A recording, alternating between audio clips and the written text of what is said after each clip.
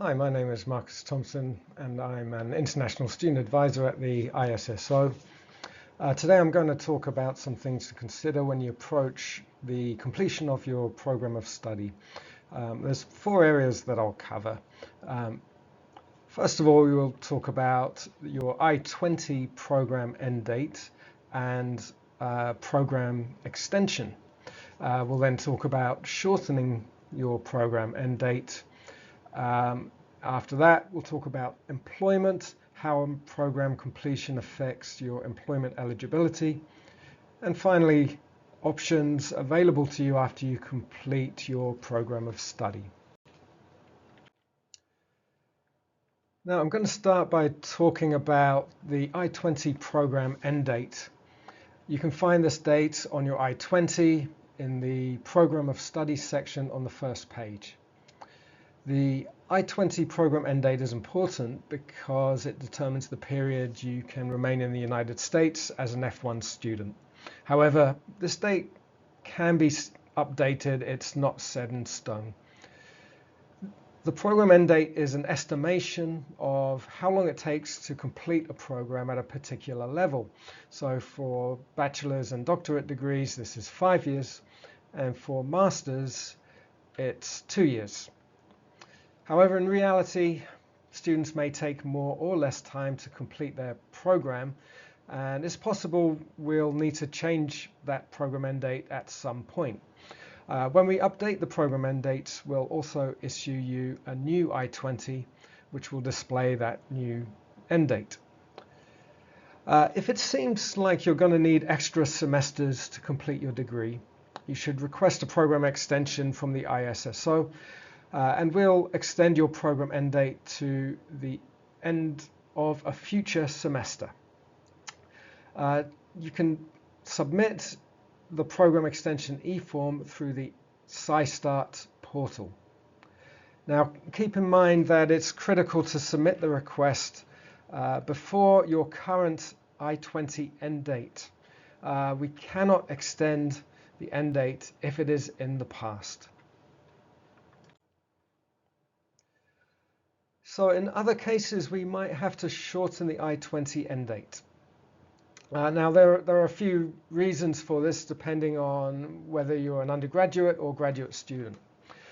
For undergraduate students, we shorten I-20 dates in the following circumstances.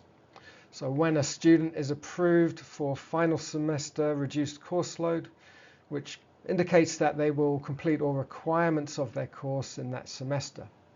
We'll also shorten I-20s if a student applies for OPT, which also requires the completion of the program. And finally, if we receive confirmation that a student has successfully completed their program in a previous semester, we will shorten the end date to the end of that semester. For master's and doctorate students, we might shorten the I-20 end date when a student schedules their oral defense with the graduate college. Typically, the end date is the last day of the semester in which the graduate student schedules their defense. However, a student may choose to have the end date be the same date as the oral defense date. This is sometimes helpful if a student is considering OPT employment and has a job offer before the end of the semester. Now, it's important to note that your program completion and graduation are not necessarily the same thing. For graduates, your program end date depends on the date you defend and not on the date you graduate and receive your diploma. So it's not unusual for students to receive their diploma the semester after they complete their program. Just be aware of the graduate college deadlines regarding graduation.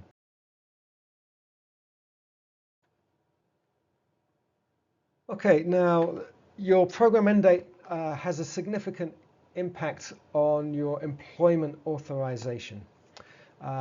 If you have any on-campus employment, you must stop work on or before the I-20 program end date. This includes both hourly paid work and assistantships. If ISSO shortens your I-20 end date, we will notify your on-campus employer. And similarly, curricular practical training, or CPT, must also end on or before the I-20 program end date. Now, after your program end date, students can use optional practical training, or OPT. Post-completion OPT can start from the day after the I-20 end date. As part of the OPT application process, students select a start date for their OPT. And this can be any time from the day after the program end date until the last day of their 60-day grace period. And I'll talk a bit about the grace period in a moment. The application process for OPT can take a long time, so most students should apply as early as possible. Sometimes students who apply late receive a job offer letter but cannot start because they haven't received their OPT authorization yet. So for that reason, we encourage students to submit their application well in advance of their requested start date. You can submit your OPT application to USCIS up to 90 days prior to your I-20 program end date. Now, the 60-day grace period. So after reaching the I-20 program end date, F1 students are given 60 days where they have several options available to them. The first option is to depart the country. If you don't take any action after your program end date, then you must leave the United States before the end of the 60-day period. If you don't depart before the end of the grace period, it can negatively impact your ability to return to the US in the future. F1 students can depart and return to the US during their grace period, but when a student leaves the US during that grace period, both the grace period and their F1 status ends. However, if you want to extend your stay in the United States, there are several options available to you. One option is to apply for OPT. And F1 students can submit their OPT application to USCIS after their program end date and during their grace period. But the USCIS must receive the application before the end of the 60-day grace period. Students can also consider starting a new program of study. So if you want to continue at Iowa State, ISSO can issue a new I-20 when you're admitted into your new program. If you're admitted into a program at another school, you'll need to complete the transfer from ISU eForm through the SciStart portal.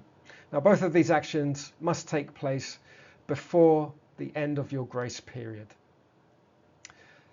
And finally, the last option is to change your status to another visa status if you're eligible. Changing status can be complex, and the ISSO recommends finding a qualified immigration attorney to discuss the statuses available and the application process.